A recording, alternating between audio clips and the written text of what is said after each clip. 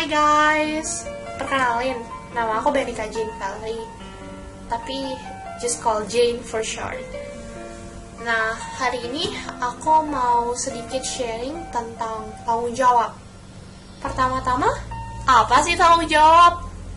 Kalau menurut Kamus Besar Bahasa Indonesia atau KBBI, tanggung jawab itu adalah keadaan wajib menanggung segala sesuatunya. Kalau terjadi apa-apa, boleh dituntut, dipersalahkan, diperkarakan, dan sebagainya. Kalau menurut KBBI itu, tanggung jawab itu adalah sesuatu yang harus ditanggung semacam itu. Dan itu adalah menurut KBBI. Tapi coba kita pikir, gimana menurut Alkitab?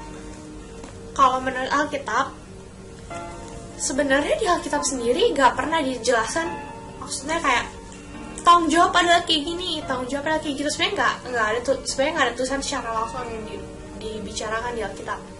Tapi dengan kita bisa simpulkan melihat berbagai banyak ayat yang ada di dalam sini, kita bisa simpulkan bahwa yang namanya Alkitab, yang namanya tanggung jawab itu adalah yaitu kita tuh mengetahui dan mengerjakan, bukan hanya mengetahui, tapi kita juga mengerjakan tugas yang diberikan dan dilakukannya itu dengan sungguh-sungguh. Jadi tanggung jawab adalah mengetahui dan melakukan tugas saya dengan sungguh-sungguh. Itulah arti tanggung jawab sebenarnya. Ngomong-ngomong tentang tanggung jawab, ada salah satu tokoh Alkitab yang aku suka banget, yaitu Ratu Esther. Aku benar-benar sangat terberkati oleh tanggung jawab yang telah dia lakukan. Ratu Esther adalah ratu yang sangat bertanggung jawab. Secara singkat aja, Ratu Esther diangkat menjadi ratu. Dia adalah seorang Yahudi yang mempunyai paman Mordekai.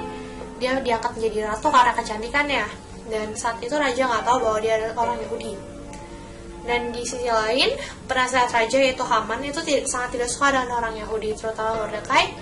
Dan dia mempunyai rencana untuk membunuh semua orang Yahudi. Dan saat itu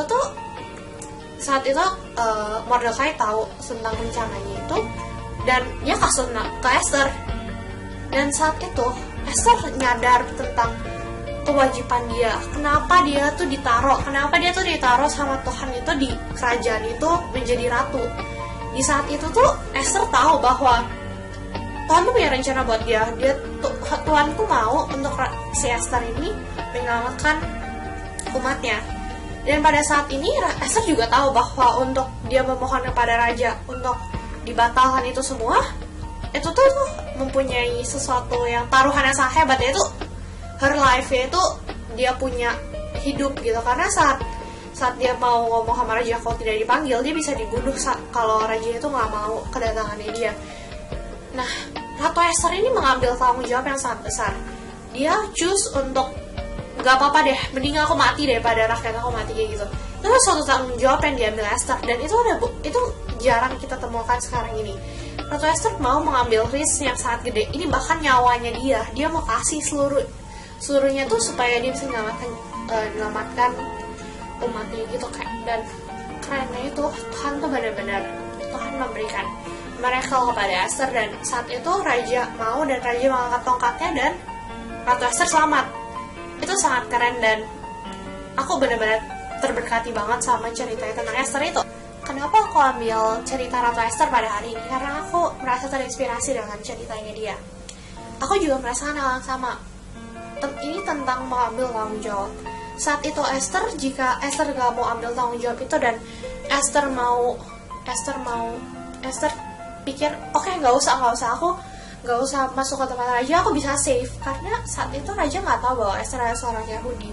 Mungkin saja Esther nggak dibunuh saat Esther tidak mengambil keputusan untuk pergi ke raja dan minta bangsa saya untuk dilepaskan. Tapi aku percaya kalau saat Esther melakukan itu, Esther nggak bakal ada di Alkitab. Kalau dia nggak melakukan hal itu. Dan itu yang Tuhan mau ajarin kepada aku. Aku juga saat itu pernah ditawarin untuk menjadi PKS. PKS itu adalah pemimpin Komsel. Komsel itu adalah suatu komunitas rohani di mana kita akan bertumbuh. Saat itu alasan aku menolak itu adalah simple. Aku masih terlalu kecil. Aku percaya saat itu umur aku masih terlalu kecil, dan itu belum saatnya, karena juga aku harus mengorbankan waktu aku harus mengorbankan banyak hal, dan aku harus belajar lebih banyak, dan itu hanya kelihatannya hanya merugikan aku. Tapi aku percaya saat aku baca Esther, aku kayak terinspirasi, dan akhirnya aku ambil tanggung jawab itu, dan satu persatu ya, itu kayak upah dari tanggung jawab itu sangat banyak. Saat kita mengambil tanggung jawab itu, Tuhan tuh mulai, walaupun saat awalnya aku belum begitu bisa memimpin, Tuhan tambahan hikmat supaya aku bisa memimpin. Tuhan tambahin banyak hal yang baru. Tuhan pulihkan banyak hal di dalam hidup aku. Tuhan jamah hidup aku. Tuhan bantu aku untuk bertumbuh dan juga untuk melatih leadership aku dan segala macam. Itu kayak saat aku mengambil pilihan itu, saat itu satu kita ada dua pilihan, mau ambil atau enggak, dan itu kayak cuma sekali doang.